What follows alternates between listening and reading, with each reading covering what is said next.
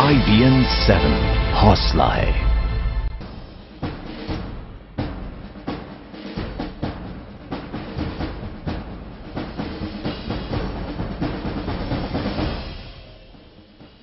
एक बार फिर आपका स्वागत है हमारी इस खास कवरेज में। एक बार फिर मोदी चमत्कार देखने को मिला है, चाहे वो झारखंड हो या फिर जम्मू कश्मीर ही क्यों ना हो। एक सवाल लेना चाहूंगा जफर सरेशवाला से। जफर भाई, आप बहुत पुरजोर तरीके से Narendra Modi style of politics के साथ खड़े रहते हैं, नरेंद्र मोदी को आप आगे बढ़ाते रहे। जफर साहब, मेरा सवाल बहुत सीधा सा है आपसे यहाँ पर, क्या नरेंद्र मोदी के अलावा बीजेपी के पास कोई और चेहरा होता तो भी यही प्रदर्शन होता? महाराष्ट्र, हरियाणा, झारखंड, जम्मू कश्मीर? सुमित, पहले तो सुमित जी, जो आपने शुरू में जो इंसानियत का घिनौना चेहरा दिखाया, यानी मैं अब तक सत्ते में हूं, मुझे समझ में नहीं आता कि इंसान कितना गिर सकता है।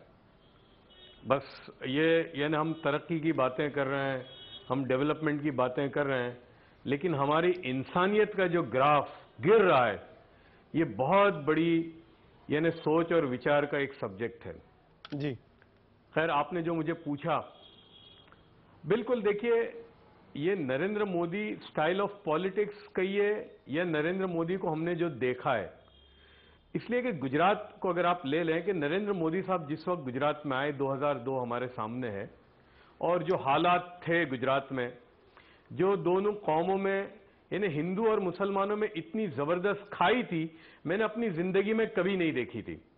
यानी हिंदू मोहल्ले में कोई मुसलमान कभी नहीं जाता था, मुसलमान मोहल्ले में हिंदू नहीं आता था, उसको इंडिया पाकिस्तान कहते थे।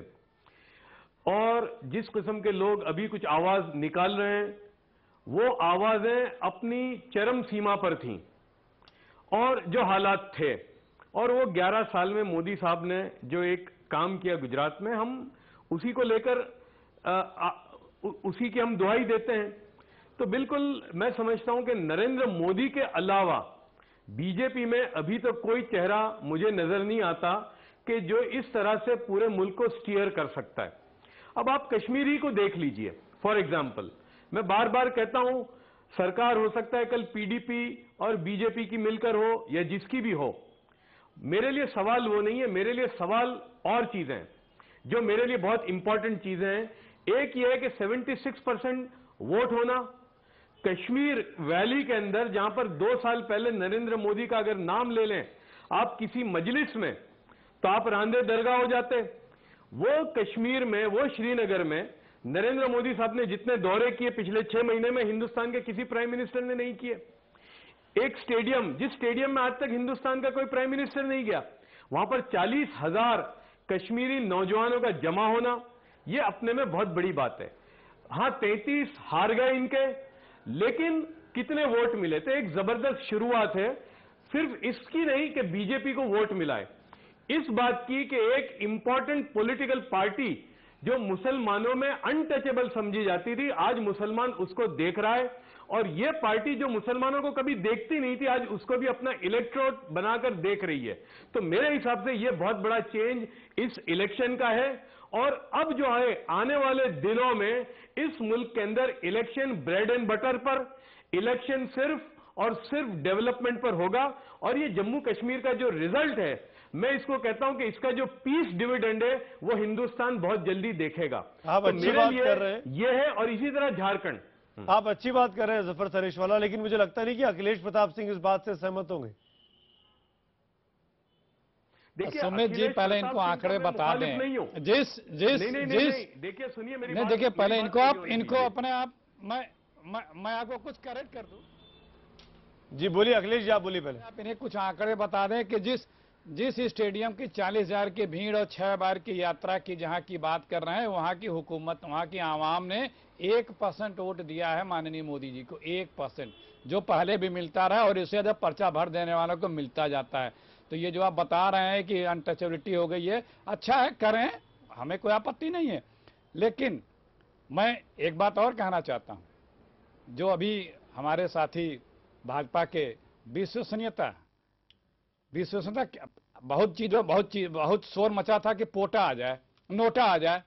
नोटा आया क्योंकि बहुत से ऐसे लोग हैं जिन्हें चुनाव नहीं जीतना चाहिए, चुनाव में नहीं लड़ना चाहिए। लेकिन क्या हुआ?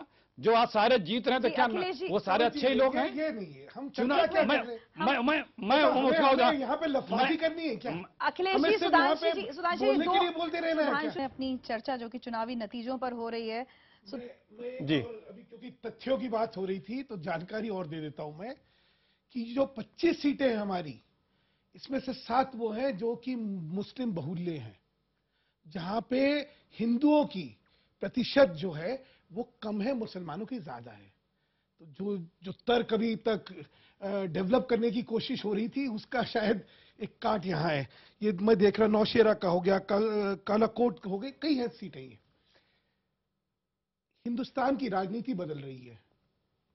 हिंदुस्तान की राजनीति को अब आप जात, धर्म, क्षेत्र, भाषा के परिप्रेक्ष्य में नहीं देख सकते हैं, क्योंकि हिंदुस्तान की राजनीति में एक नया जो आयाम आया है वो सुशासन का आया है, भ्रष्टाचार के खिलाफ प्रशासनिक व्यवस्था के लिए आया है और विकास के लिए आया है। तो आज जो है, आज क्यों सरकारें बदली जा रही हैं? कौन कौन सी सरकारें बदली जा रही हैं? जिन सरकारों के बारे में लोगों में यह होता है धारणा कि इन सरकारों ने काम नहीं करा, या ये भ्रष्ट सरकारें हैं, या ये कुशासनिक सरकारें हैं। इसलिए मैं कह रहा हूं, झारखंड देख लीजिए, क्यों लोगों ने कहा नहीं, खंड जनादेश से हमारा नुकसान हो रहा है। झारखंड जैसा देश, जिसको कि इस समय देश का प्रमुख राज्य होना चाहिए था, वो राज्य जो इंपॉर्टेंट बात करें सुधांशु जी, मैं चाहूंगा कि अखिलेश का इस पर रिएक्शन लें।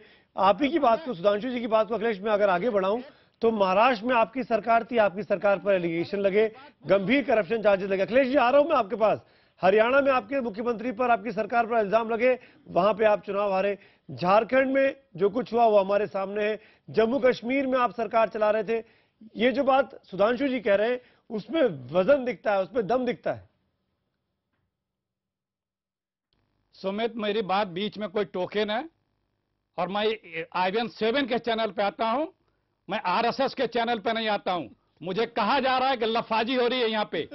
कैसे कह दिया इन्होंने कि मैं लफाजी करता हूं यहाँ पे?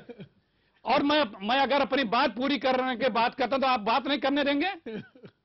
नहीं, ये तो RSS का कल्चर है कि किसी दूसरे की बात ना सुनिए। नहीं हो रही क्या? हम कभी हमारी भाषा कभी लोग नहीं करते हैं। ये क्या आरोप लगा रहे हैं? ये आपके लिए प्लीज, सुधांशु जी आप ही की बात का जवाब दे रहे हैं। प्लीज, अखिलेश जी, आपने वर्ड यूज किया, आपने वर्ड यूज किया, लफाजी करते हैं। लफाजी। आप नहीं, विषय से भटक के लफाजी करते हैं। ये- मैं बहुत गंभीरता से कह रहा हूं। बोलने दीजिए, उनको बोलने दीजिए। लफाजी ऐसे बात लफाजी डिले हो आपकी जाएगी। होती होगी। ओके, बात डिले हो जाएगी। प्लीज, मैं आपके इशू पर ही बात कर रहा हूं। मैं अखिलेश इतने जी, नीचे सुधांशु उतर जी के शांत बहस है। नहीं करता। अब आप जवाब दीजिए नहीं, एक मिनट। कि जो 3 नहीं, मुद्दे हैं, सुशासन, अखिलेश जी विकास का- और भ्रष्टाचार मुक्त, क्या कांग्रेस के राज्य इन्हीं चीजों से पीड़ित थे, प्रभावित थे, इसीलिए कांग्रेस की हार हो रही है? मैं उसका जवाब दे रहा हूं, सुनिए। हाँ, सुन लेकिन रहे हैं। सबसे पहले मुझे आपत्ति है, आपको आपत्ति है कि नहीं लफाजी शब्द पे? अगर ये लफाजी बोलेंगे तो भैया ये अमर्यादित है, असंसदीय है, और आपके चैनल पे दिखाया जा रहा है। यदि आप इससे राजी हैं तो आपको ये शब्दावली मुबारक हो। अच्छा, दूसरी अब आप बात जवाब दीजिए। जो आपने सवाल किया है, हाँ, दूसरी बात जो आपने, लेकिन आपने जवाब नहीं दिया, इसका मतलब आप इस तरह की भाषा को प्रोत्साहित कर रहे हैं। यदि आपके चैनल पे इस तरह की भाषा का प्रयोग हो रहा है और आप यदि खामोश, हाँ हम दे रहे हैं, हम जवाब दे रहे हैं। अखिलेश जी, सुधांशु जी ने शब्द वापस ले लिया। अब हाँ, बताइए। उन्होंने लिया, लेकिन आपने नहीं टोका। लेकिन हमें दुख है सुमित आपसे कि आपने नहीं टोका। अखिलेश जी, हमें दुख इस बात का अखिलेश है जी कि जवाब आपने दे नहीं टोका। दीजिए तो बेहतर होगा, वक्त दूसरी बात- जाया हो रहा है। हाँ, जवाब दे रहा हूं, यह भी महत्वपूर्ण विषय था। जवाब दे रहा हूं। देखिए, करनी और कथनी में जब मेल नहीं होगा तो कोई भी जाएगा, और यही होती है विश्वसनीयता। आपने जो बात की, ये सर्किल है, राजनीति है। जो भी दल हैं उनको कभी न कभी जनता अवसर देती है। लोग इसीलिए सत्ता में, राजनीति में है कि हमें जनता का विश्वास मिले। किसी को यदि विश्वास मिल रहा है तो उसे बुराई नहीं है, हम ये नहीं कहने बुराई है। कुछ तो किया होगा, उनको विश्वास मिला। जो विश्वास खोया है उसने कुछ ऐसा नहीं किया होगा कि दोबारा जनता उस पर विश्वास करे। उसके चुनाव के बहुत से कारण होते हैं चुनाव जीतने हारने के। किसी की सत्ता है, किसी का इनकमेंसी फैक्टर है, किसी का 10 साल है, किसी का खराब परफॉर्मेंस है। लेकिन हम बार बार यही कह रहे हैं कि जो कहा जा रहा है या जो कहा है, प्लीज उस पे आइए, उस पे बात करिए, उस पर चलिए, उस जगह पे चलिए। जो आश्वासन दिया उस पे चलिए। जब आप उस पे नहीं चलेंगे, हम कहेंगे कि आपने जो कहा था वो नहीं करा, इसलिए आप अपनी महाराष्ट्र के नतीजे, अखिलेश जी, महाराष्ट्र के नतीजे 19 अक्टूबर को आए थे। आज लगभग 2 महीने हो गए हैं। महाराष्ट्र के बाद हरियाणा को हमने देखा, आज झारखंड हमने देख लिया। स्पेसिफिकली 3 मुद्दे उठाए सुधांशु जी ने, वही मैं आपसे पूछ रहा हूं। करप्शन फ्री सरकार, अच्छी सरकार, सुशासन की सरकार और विकास देने वाली सरकार। क्या इन तीनों पर पैरामीटर्स पर अब तो आपने एनालिसिस कर लिया होगा, 6 महीने हो चुके हैं आपके हाल के, दे रहा हूं। क्या ये वजह रही?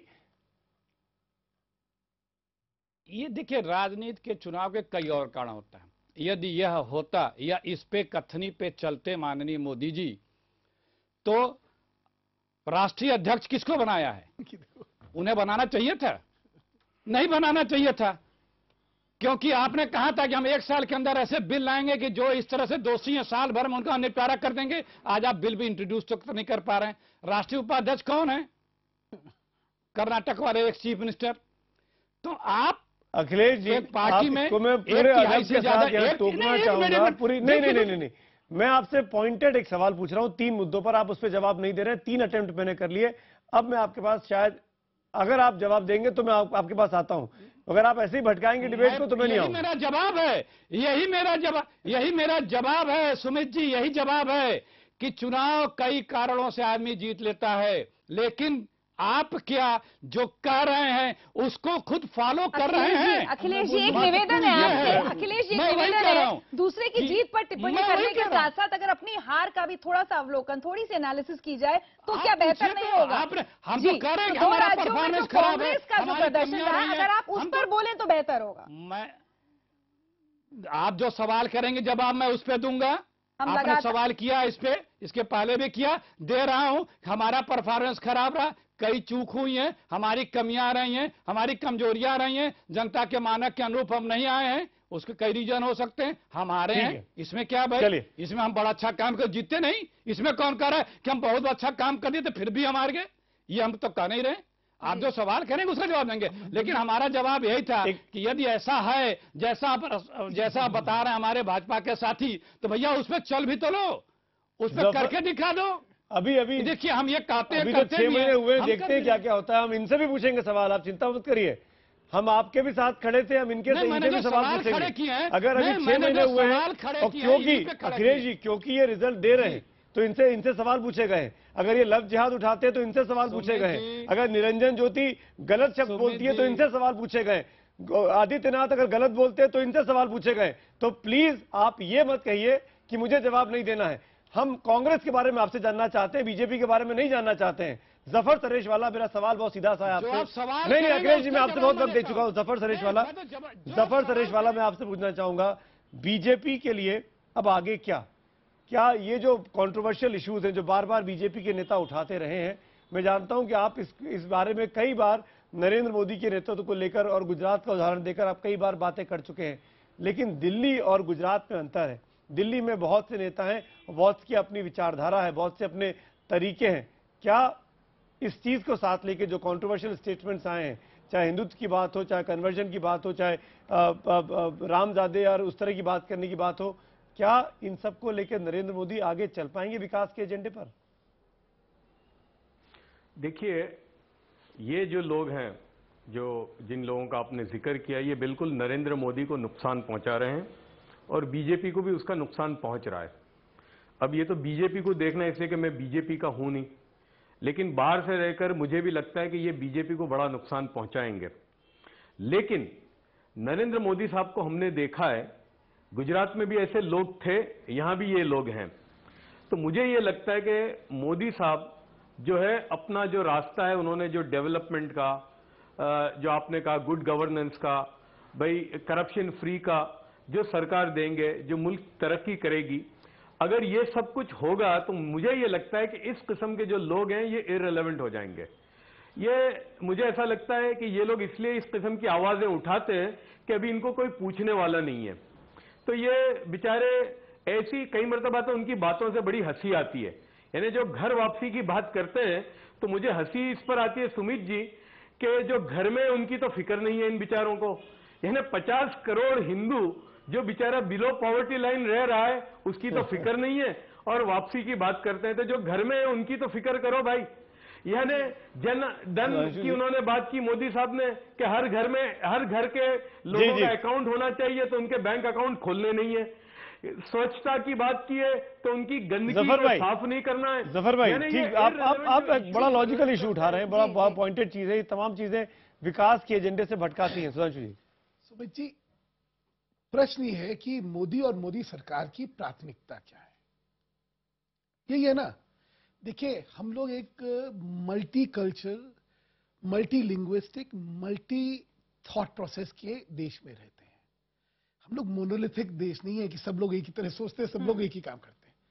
प्रश्न यह है कि बहुत लोग बहुत चीजें करते होंगे, आपकी प्राथमिकता क्या है? इस सरकार की प्राथमिकता स्पष्ट है, सुशासन है, विकास है, खुशहाली है और भ्रष्टाचार के खिलाफ जंग है। ये हमारी है और इस प्राथमिकता से अभी तक मोदी सरकार डिगी नहीं है। चलिए, और क्योंकि नहीं डिगी है इसीलिए जनादेश जी, हमारे पास वक्त बहुत कम है, ब्रेक लेना, इसलिए सिर्फ एक मुद्दे की बात हम करते हैं। हमने जो खबर की थी कि पीडीपी और बीजेपी मिलकर जम्मू कश्मीर में सरकार बनाएंगे, 3-3 साल का कार्यकाल होगा, क्या आप उस खबर पर मुहर लगा सकते हैं? नहीं, देखिए, ये संभावनाएं तलाशने का खबरें आ रही हैं, वही कह रहा हूँ, संभावनाएं।